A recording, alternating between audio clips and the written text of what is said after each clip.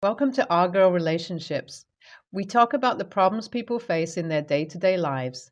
Let's start with the video. I, female, 37, have been married for 2 years, dated for 3, to my husband, Jake, male, 36.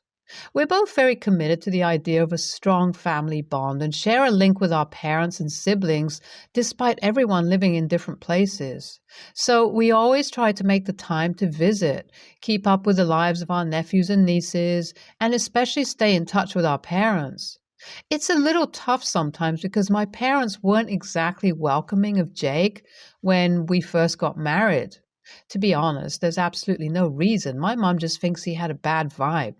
And even Jake's mom was a little cold towards me because she's always been a smother, not a mother. To her, I was taking away her baby boy.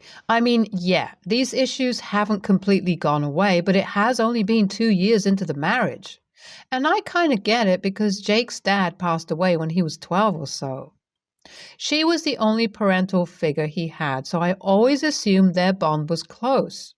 About a year ago, Jake told me that he was going to visit his mom and help her with a routine medical checkup. We live in Oklahoma and mother-in-law lives over in California, so I was surprised that he decided to travel last minute. But I knew it was important that he be there for his mother. I mean, hospitals can be scary, especially when you're old. When he got there, I got a call from him in tears saying that his mom had been diagnosed with early stage breast cancer. This was terrible, and I immediately wanted to be there for him. I told him, Jake, that's terrible, and as strong as you are, you can't handle this alone. Let me be there for you. He was too overwhelmed to give me any response, but he told me that it wasn't going to be the best idea for me to come over right then and there. I was understanding of his perspective, and maybe his mom wanted it to be about family alone, so that was also a part of it.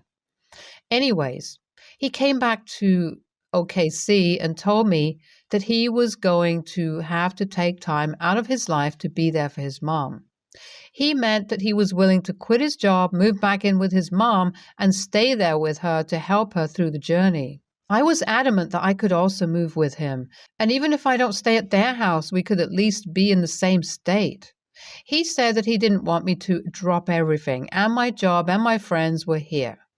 That too made sense, since I was from Oklahoma itself, and his home state was Cali.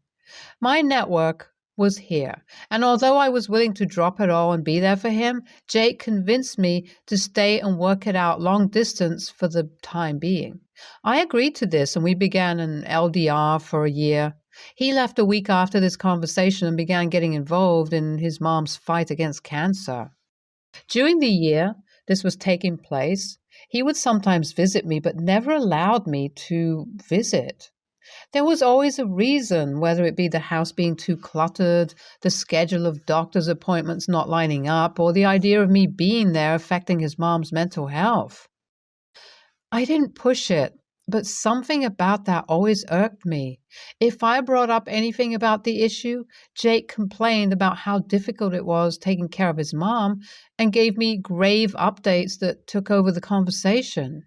I suppose I would have been able to confront him about it immediately one day, but I didn't have to because I ended up seeing mother-in-law in Walmart near my house.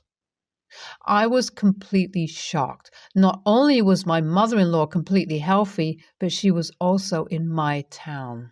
I had to run up to her and make sure this wasn't some crazy doppelganger. When I got within her eyesight, mother-in-law turned around and tried to make a beeline for the exit. At this point, I wasn't going to leave without finding some answers, so I shouted, "Hey, Barb," mother-in-law's name, "is that you?" She winced and turned back to look at me. It was her, all right. "Hey, OP, how nice to see you," she said, but without any kind of nice in her voice. "It's great to see you too. How's your treatment going? Jake tells me that it's pretty bad. I hope your doctor cleared you to come here. I mean, traveling seems like a massive struggle, especially for someone in your condition." I could tell that my asking her had her flustered, and her response was a vague mess. My curiosity had given way to anger by this point, and I straight up asked her to cut to the chase. She didn't give me any answers, but instead began going off on me for how I had bullied and abused Jake and turned him into a victim. She told me that I was a monster and tried to walk away. I wasn't going to physically restrain her at this point, so I told her to F off and decided that I'd go home and call Jake. When I got home and called Jake, he was already as pale as a ghost. Mother-in-law had spilled the beans, and I knew there was no point beating about the bush. "What the frick have you been doing for the last year, Jake?" I asked, and he ran off of a whole script saying that he needed space for mental health issues and wasn't able to confront me about it, so he told his mother-in-law that I had been toxic towards him and used that as an excuse to move to a different flat, still in OKC, by the way, which explains the visits. His mom had also believed this and often used to visit her son to take care of him, not the other way around. I mean, what? I wasn't able to buy this even then, and I knew I was being lied to. So I did the craziest thing ever. I hired a private investigator.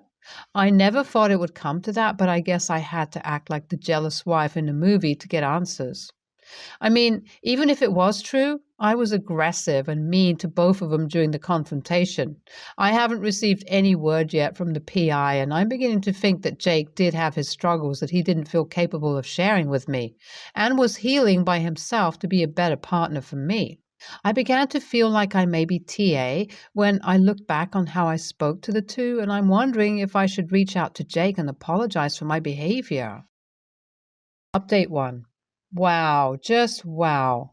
I finally received word from the private investigator I hired, along with all the pictures and evidence I'd need to file for divorce, which I will be doing. It turns out that Jake had just gotten bored of our relationship and wanted to enjoy the cool single life again. But he didn't want to lose money or get stuck in a bad divorce. So he lied to his mom about me, saying that I am an abuser, then found himself a studio apartment which he used as a bachelor pad for getting drunk and banging random women every other week. The PI tailed him to a bar once and even managed to record him boasting to a friend on call that he's going to get off easy. He had read that 1 year of abandonment would have been enough grounds for divorce, and he'd get his mom to mess up my character when it came time to serve the papers. I genuinely cannot believe how stupid, petty, and mean this man is. I would have been hurt if I knew he had gotten bored of us and wasn't excited for the future, but it would be nothing close to this. He didn't have the guts to have an adult conversation with me and decided to spin a web of lies to live the way he wanted. Update 2. I've talked to my mother-in-law about everything because, to be honest, I genuinely wanted to know how aware she was of the situation. It turns out she had completely bought into the OP as an abuser story and didn't even realize that Jake had told me that she had cancer. I texted her once to talk and meet up while she was still in OKC, and she agreed. I went ahead and brought the private investigator's proof, tapes, and the conversations I had with Jake about mother-in-law having cancer. She was devastated and had no clue her son would be able to stoop so low. I know she was a mama bear, but this was too much for her to defend. I got a promise from her that she'd back me up in the divorce settlement and that she wouldn't tell the court any of Jake's lies. That was a positive ending for me, and I was happy that she understood how badly I had been screwed over by Jake. Update 3. I told my family about it, and they are livid. I mean, I had told them not to do anything extreme or show up screaming and shouting under Jake's apartment, but they still commented on all of his social media posts calling him out and telling the entire world what a dick he is. My parents have also come to visit me, and my siblings are flying in from out of state soon to give me emotional support. After the whole social media fiasco, I got a call from Jake asking me to tell my family to take down their comments because it was affecting his mental issues. I guess nobody told him that I had discovered all of his shit, and I basically told him that I knew what he was up to, had evidence to support me. His mom was on my side, and that I'll be serving him papers soon. Then I hung up in his face. It was, I kid you not, the most satisfying thing I have ever done.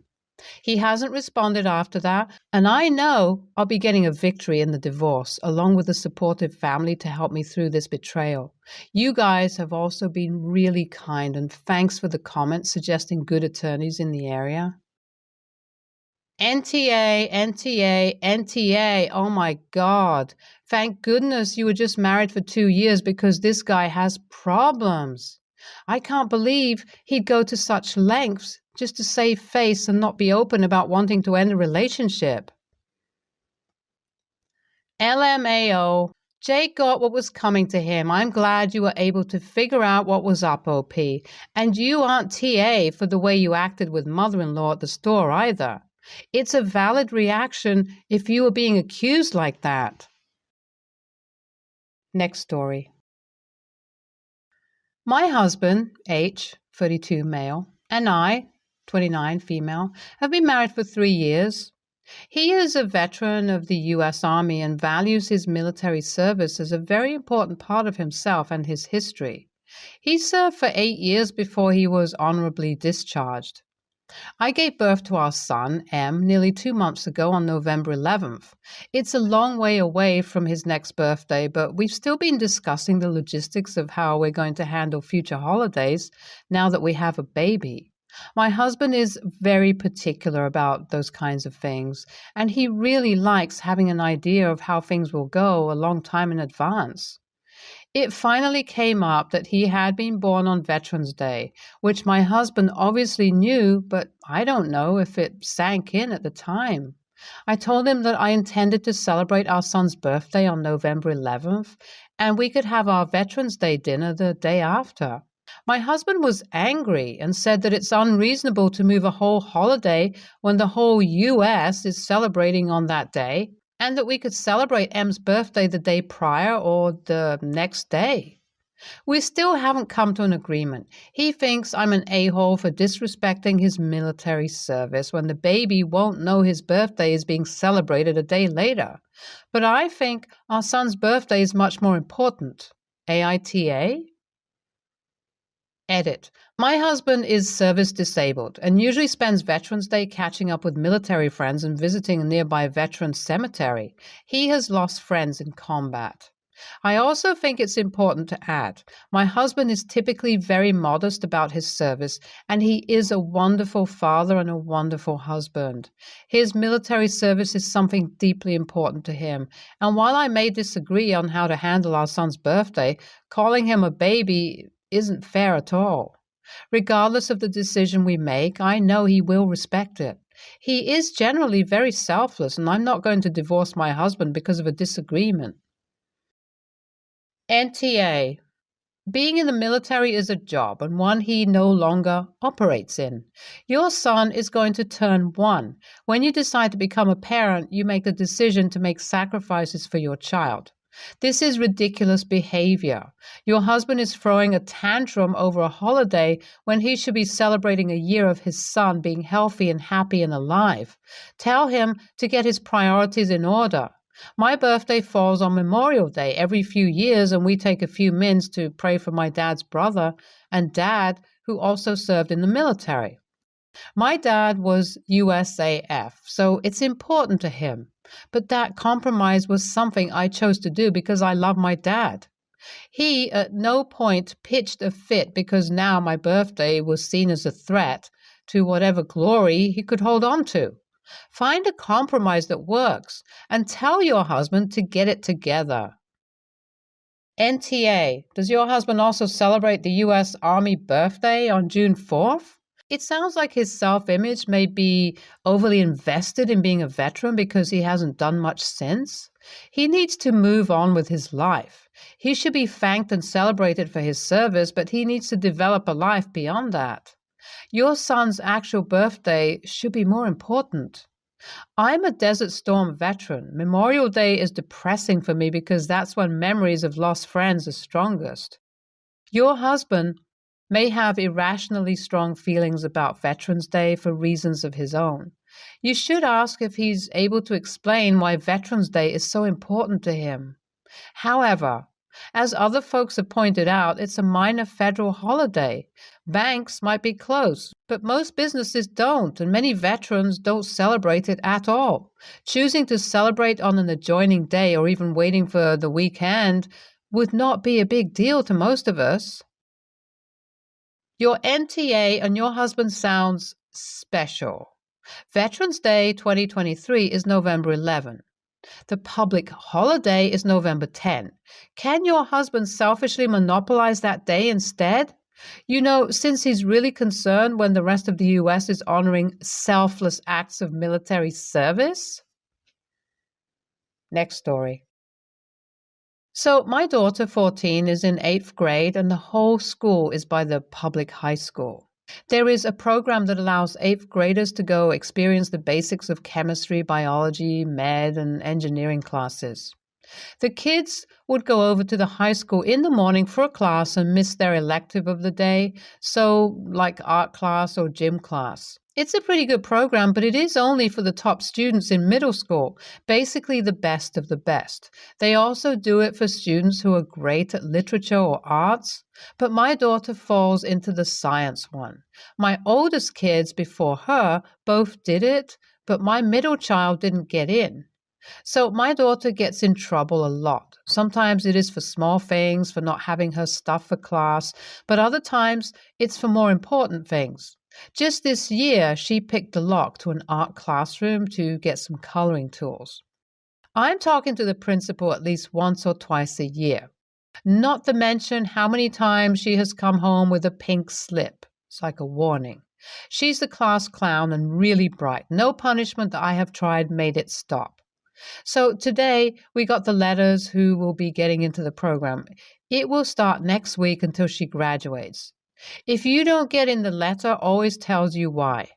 Usually it's your grades. Well, we opened it today and it basically said she had the grades to do it, but due to her discipline record, they will not accept her into the program. She was very upset and asked me to try to appeal it. There is a process for the school, but I told her no, that this is the consequence of her actions and that I have warned her they will catch up. She called me an ass, and my husband is also not happy about what I said. Edit. She has been evaluated. All the kids were. We also thought she was bored with the class, so she got moved up and she flunked out. She has been to therapy, but we stopped after she refused to talk to anyone. We tried for 9 months. She would sit in silence. NTA. I'm not sure how I managed to get 2 responsible children to adulthood without bad grades or detention or drugs or troublemaking and turn them into lovely married humans that have good jobs and own their own homes and have nothing to post about me here. Because in Reddit land, I have been pissing off the perfect parents today. So I shall continue. This child is not mature enough for this academic program. It's quite clear. All these people dogging on the mom that she is affecting her education. No, she isn't. This is an advanced placement program. My children participated in my community as well. The poor behavior, bad attitude, and general lack of regard for boundaries that this child has shows her immaturity, and she should not be rewarded with an advanced placement program because while grades may be acceptable, she will not adapt well. It's hard, it's challenging, it's fast-paced, and there are rules. Clearly, she has no interest in playing by the rules. If the father is so concerned and a parent needs to be there, let the troublemaker and the dad appeal it and get off mom's back. P.S. If my 14-year-old called me an ass, she would have bigger things to worry about than if I was going to appeal for her to get special privileges, even though she doesn't deserve them. Much bigger things. NTA. And that your child calls you an ass? Holy hairballs. That would earn my kids another serious consequence. Your daughter stole. Her behaviors are concerning and need to be addressed. I hope you're able to get to the root cause and your daughter gets the structured support she needs to do better. The natural consequences of not being admitted into a school program is a good one. She and your spouse can go through the appeals process if they see fit. NTA. It's a consequence of her behavior. I am ADHD and was undiagnosed till I was 33. I was hyper and fidgety and definitely a bit of a class clown, but I never broke into anything to get something just because I wanted it. You mentioned she's been assessed, so she isn't ADHD. She's just being hard to get along with. Her behavior and attitude need a reset, and this may be the start of the reset. If her behavior doesn't change, she will miss out on a lot more. Thankfully, it's just this she's missing out on. Stand your ground on this. If you appeal, she'll know that no matter her behavior, you will help her anyway. Actions, consequences, all that. Stay tuned for more stories from our girl relationship.